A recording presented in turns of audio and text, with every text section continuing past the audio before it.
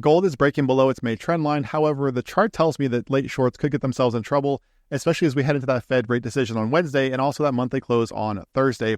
We'll also take a look at the DXY in this video, and I'll show you exactly where I'm looking to trade gold. And it all comes down to some very specific levels. So guys, this is a much watch video if you are trading XAUUSD. As always, if you want my help with your trading, including real-time market updates, seeing my trades live, VIP-only videos, getting the full course, and much more, be sure to check out the link in the description of this video for 85% off. If you're on the website, click on that Join VIP link. All right, guys, gold, XAUUSD daily time frame. We are seeing the market break below its May trend line. Okay, so off of this low down here, we've got several lows off of this level, making it a very well-defined trend line. Now, not much of a fight here, right? The market broke down below this recently, and so far, really not much of a bounce at all from this level when it did test it.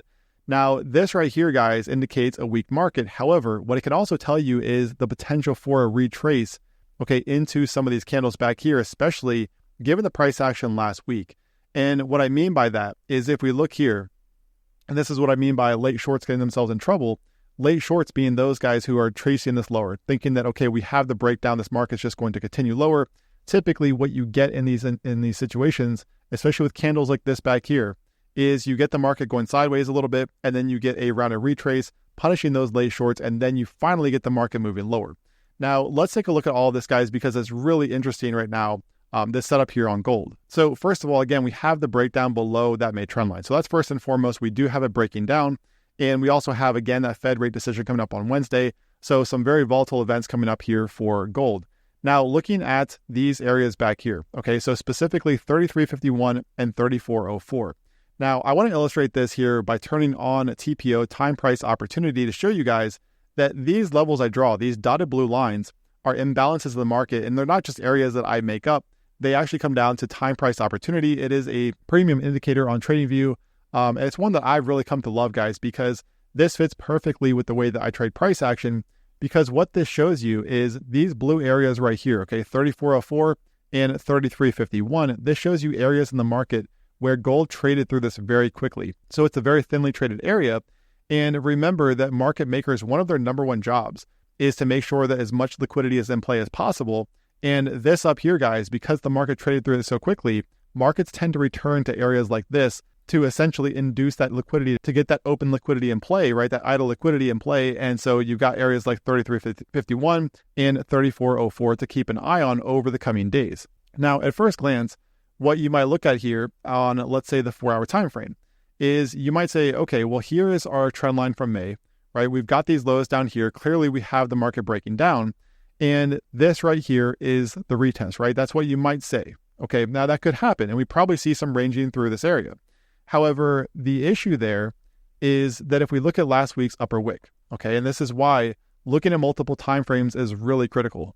Because if we take a look at this here, what you're going to notice is that last week, okay, put in this bearish candle, long upper wick, and the issue with targeting this right here at 33.51 for a sell-off, okay, even though we could get that, I'm not saying that we won't get it, but the issue I have with targeting this as, you know, the top here this week and targeting a sell-off is that this upper wick here, even if we get a retest at 33.51, that doesn't satisfy this upper wick from last week. And what I mean by satisfy is getting a partial retrace, because what you'll notice is that in a ranging market, typically when you get a long upper wick, you get either a full or partial retrace. So notice how back here, right, this got filled in over here. This one got filled in. This one down here is kind of open, although not the longest wick considering the size of this candle. This one back here, partial fill. So you get the idea, right? Partial fill through here. So typically in a ranging market, again, you get the market partially filling these upper wicks. And again, 33.51, if we see a retest there, targeting that for a short doesn't satisfy that requirement. Okay, now again, there's no guarantee that we see that. However, I want to draw your attention to this upper wick right back here, because this is really interesting in the sense that typically when you get an upper wick like this, or even a lower wick, you tend to see the market filling about 50% up to about the 618 fib of that wick. Okay, so if we take a look here at the top here, down here to the open, and I move in, what you're going to notice is that the 618 in this case comes in right up here at 34.36. Now this high over here, if we take a look at this, the high from this candle was 34.35. So $1 off from the 618 fib, okay, right here on this wick. Now, what happened a week later, okay, so basically within 2 weeks, is we saw gold go from this level up here, okay, all the way down there to that, what is now the range low down there around 31.30. So obviously anybody looking for shorts up here based on a partial fill of that upper wick did extremely well. Now let's take a look at last week's wick and talk about how this can help you potentially trade gold. Now I say potentially because again, there are no guarantees here. But looking at this upper wick from last week, right? If we do the same thing here, draw our fibs from the high down here to the open, what you're going to notice is that the 618 in this case, guys, really fascinating stuff here. 3404 on the dot, okay? Maybe just above 3405 in that area. This here, guys, 3404, that is our single print. Okay, now again, it doesn't mean that we're guaranteed to come up here. It doesn't mean that you should be longing gold down here for for a 3404 target.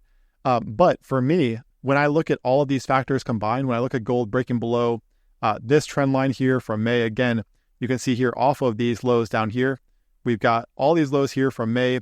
We have the market breaking down. We've got that single print up here in this area. We have imbalances from last week on all these candles. And then you've got the 618 there of last week's upper wick lining up with that imbalance at 3404. There's a lot of evidence, guys, that suggests that we could see a rounded retest here from gold, up here in this area before we get that sell-off. Okay, now let's take a look at the DXY here as we go into that Fed rate decision, because obviously the US dollar is going to matter considering the fact that the US dollar and gold tend to move inversely to one another.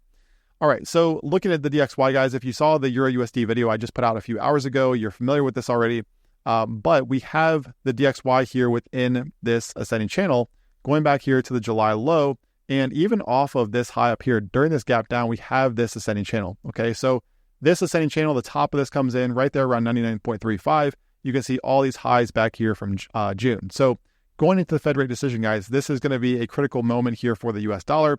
We also have several imbalances that developed during that Monday rally. So one scenario, and obviously this is very speculative, is if we see the US dollar sell off from here, okay, and we get that rejection from this area, the market moves back here toward levels like 98.50, potentially even down here to fill in or satisfy some of these imbalances that were created on Monday.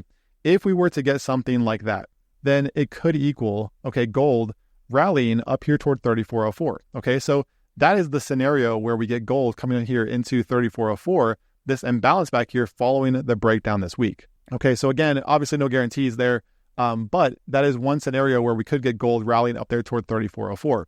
Now, one thing to consider here for the DXY as well, and we talked about this in the video earlier today, but looking here at these lows on the monthly time frame, right? You've got all these lows back here, right around 100.8, okay? So this is also the 50% of this candle back here, that upper wick. And so if we see the DXY pull back following that retest of 99.35 into some of those imbalances, and then get the move here over the coming weeks up toward areas like 100.8, right? Maybe just above, then that right there, guys, could equal, gold coming up there, testing 3404, and then potentially selling off from there. Okay, so get that round of retest up here in this area, and then potentially selling off down here towards some of these lows. Because keep in mind, not only do we have the breakdown of that May trend line, but we also have gold going sideways here since April. Okay, this is a sideways market. Furthermore, we've talked about this before as well, but this trend line here from the low back here in 2024, we have not seen gold retest this trend line down here since the start of the year. Okay, so something like this down here, get that 3404 retest, and then a move back here toward the range lows could be very interesting for gold. However, it all has to set up first. Obviously, again, very speculative here at the moment, especially as we go into that Fed rate decision. Now, what would negate this, obviously, is if gold were to break back above this trend line here on the high timeframes. So on the daily chart, if we were to get gold breaking back above here, whether it's sometime this week or next, a break back above here, guys, would be bullish. Okay, that right there, you would not want to see days closing back above this trend line if you are looking to short this market. So that's going to be a critical component as well going into the coming days here. Okay, so again, all very speculative at the moment, guys, but that is what I'm eyeing. Basically, I would be interested in shorting this market, but again, only if we get the move up there toward 3404. And again, the daily time frame, guys, has to stay below that May trend line for this idea to be valid. If we get the close back above, then that could be bullish for gold. But for now, we do have that confirmed breakdown. Just be really careful with these markets, though, as we go into the Fed decision on Wednesday and even that monthly close on Thursday. All right, so as always, I'll be sure to update VIP members in Discord if I do take this trade, along with all of the details surrounding this, or even if the market does invalidate this idea, guys, I'll also be sure to update everyone in Discord in real time. All right, guys, hope this helped. Trade well out there. Again, be careful with tomorrow's events, and I will talk to you again tomorrow.